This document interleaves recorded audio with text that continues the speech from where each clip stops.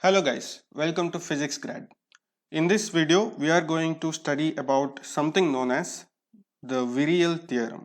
Okay, so let us begin.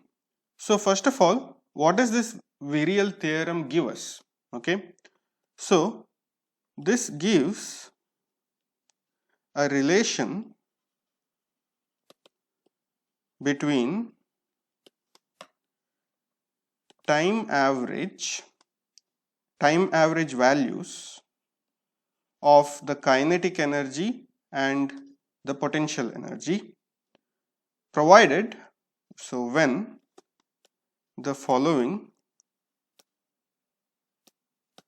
conditions are satisfied. Okay, so this theorem gives a relationship between the kinetic energy and the potential energy provided these conditions are satisfied, which are our potential energy must be homogeneous function of coordinates, and the motion should take place in a finite region. What we mean by this is that the particles should not go to infinity. Okay, it should be moving around in a finite region of space. All right. So if these conditions are satisfied, then what is the consequence? And we are going to see that now. Okay. So before we proceed, we know that our kinetic energy in Cartesian coordinates is given by summation half MAVA square, and if you notice, this is a homogeneous function of the velocities with degree 2. Okay, so homogeneous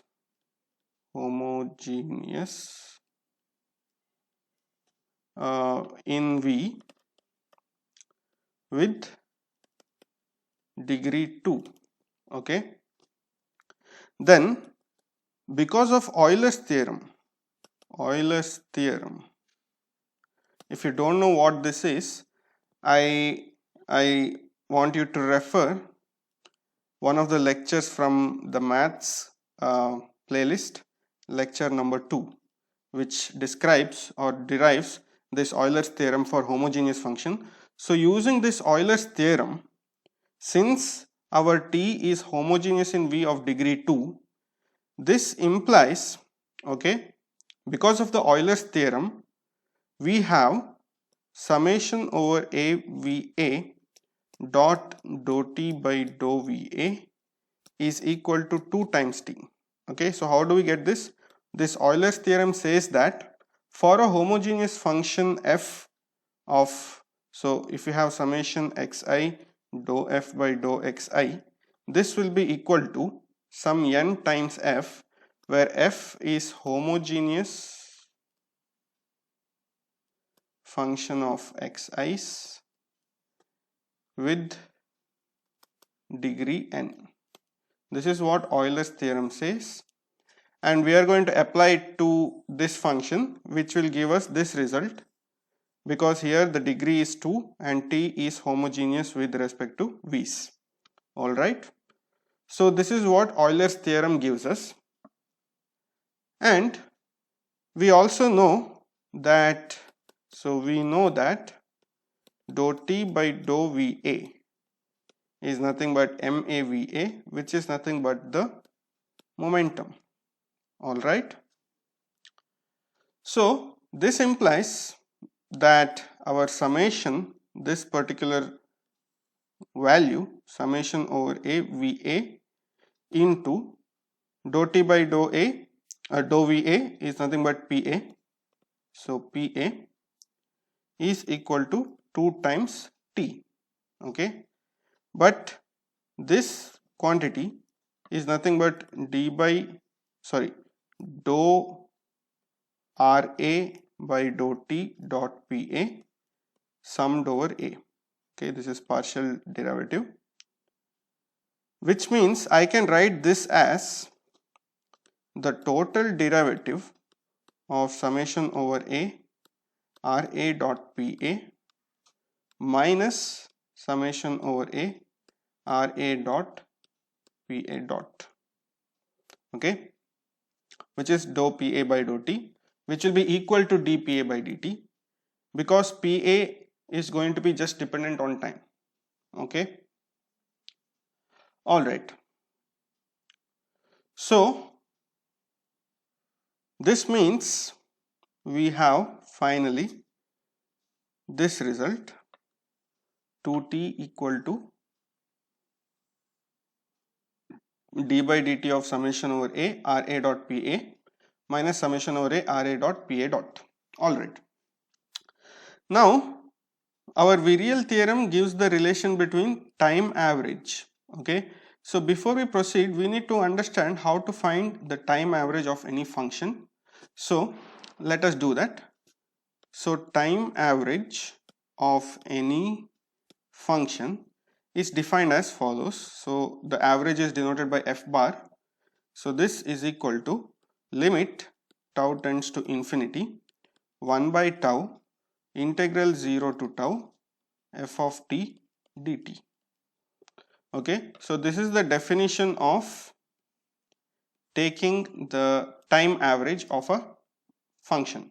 Okay, so using this, if we find 2t bar, what will we get? Okay, so what is 2t bar? Okay, so to do that, before we do that, let us observe the following. If f of t is can be expressed as d by dt of some capital F of t, this would imply that our f bar is limit tau tends to infinity 1 by tau integral 0 to tau d by dt f of t dt. This will be nothing but limit tau tends to infinity 1 by tau. So here, since we are differentiating with respect to time and integrating with respect to time, they both cancel each other, and the result will be just f of t, and applying the limits of integration we will get f of tau minus f of 0. Okay, if f of tau and f of 0 are finite, this would imply that f bar will become 0, because some finite quantity divided by something which tends to infinity is going to be 0. So this is true if this condition is followed. Okay, so when we want to find our 2t bar, okay, if you notice the first part here, this is actually a total time derivative of some function, which is this. So we have summation over a, so d by dt summation over a Ra dot Pa. So here this is nothing but our d by dt f of t, where f of t is summation over a Ra Pa. Then if summation over a Ra Pa is finite, then by the argument which we followed here, this will imply that the time average value of this particular quantity is 0. Okay, this is because of the result that we have derived here. Now, what does it mean to say that if Ra dot Pa is finite? Okay, this means that the velocities must be finite. Velocities must be finite, and the coordinates or positions should be finite. positions should be finite. These both taken together simply means that motion must occur in a finite region, which is our second condition here. Okay. So if that is the case, then this quantity's time average will go to 0, and the time average value of 2t bar, so 2t bar is nothing but d by dt summation over a Ra dot Pa bar plus, what is the second term here? So this is the second term. So we have minus summation over a Ra dot Pa dot bar. Okay, and we already seen that when the motion happens in a finite region of space, this quantity tends to 0. So we have 2t bar is equal to minus summation over a Ra dot Pa dot the whole bar. Okay, but we know that Pa dot is nothing but our force on the ith particle, which is by definition minus dou u by dou Ra. So substituting this, we get 2t bar is equal to minus summation over a Ra dot minus dou u by dou Ra the whole bar, which is equal to plus summation over a Ra dot dou u by dou Ra the whole bar. Okay, but again using our Euler's theorem,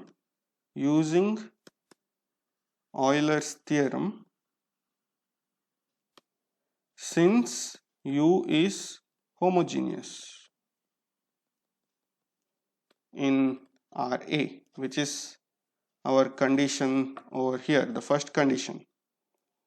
Alright, this condition, U is homogeneous function of coordinates. So if U is homogeneous, then using the Euler's theorem, this quantity will now become plus k times U the whole bar, where k is degree of the function, which is nothing but k into U bar. So therefore finally we have 2t bar is equal to k times U bar, which is the relationship between the time average of kinetic energy and potential energy, and this is called the Virial theorem. And the quantity, this quantity which is given by this guy, is called the virial of the system.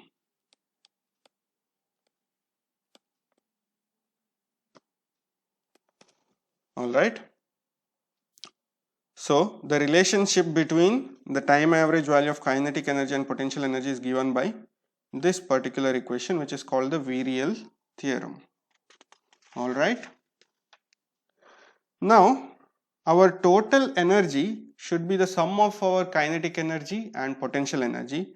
So the time average value of our total energy is going to be the average value of kinetic energy plus the average value of potential energy, and if E is conserved, this would imply that E bar is equal to the total energy E. And using this relation in this equation, we see that E bar equal to k by 2 U bar plus U bar implies U bar is nothing but 2E by k plus 2, and similarly if you substitute for U bar in terms of T bar, we will get the relation T bar is equal to K times E by K plus 2. So if you know the total energy of the closed system and the degree of homogeneity, using these relations we can calculate the average values of our kinetic energy and potential energy. Okay. So to understand these things better, let us consider a couple of examples. So examples. So first one is our harmonic oscillator. Harmonic oscillator. In this case, U is half kx square, which implies our degree. So don't confuse this k with this k. This is the spring constant. Okay, let me call this k1. Okay, so degree k is equal to 2 here because x squared. Okay, so this implies 2t bar equal to 2u bar by Virial's theorem. This implies t bar is equal to u bar, which means for a harmonic oscillator, the average kinetic energy is equal to the average potential energy. All right. So similarly for our gravitational potential, so gravity or Coulombic interaction, we have U directly proportional to 1 by R, which means our K is equal to minus 1, which would therefore imply 2t bar is equal to minus u bar, right? So what is the consequence of this? So this would mean our E is equal to t bar plus u bar, which is t bar minus 2t bar, which is minus t bar, which means it is negative. Kinetic energy cannot be negative because velocity is always positive, mass is always positive. So the total energy is negative. So what this implies is that in this kind of interaction, motion takes place in a finite region of space only if the total energy E is negative. Okay, and this also makes sense because we consider, for example, the gravitational attraction m1 m2. The potential energy is given by minus g m1 m2 by r, where we assume that when the separation r is infinite, potential energy is 0. So if you were to start the motion from rest with finite separation, since they are at rest initially, they are going to have a total energy equal to the potential energy at the starting point, which will always be negative, which means this motion will always happen in a finite region of space. However, if the initial energy was positive to begin with, it would imply that the two masses have enough energy to overcome the gravitational potential and move infinitely far away from each other, which means the motion will not take place in finite region of space. Okay, so in this manner, using the Virial theorem, we are able to conclude some information, or we are able to infer some kind of information regarding what is the nature of the motion which is taking place by just knowing the relationship between the average kinetic energy and potential energy. Alright, so that's it for this video. Thank you for watching. See you next time.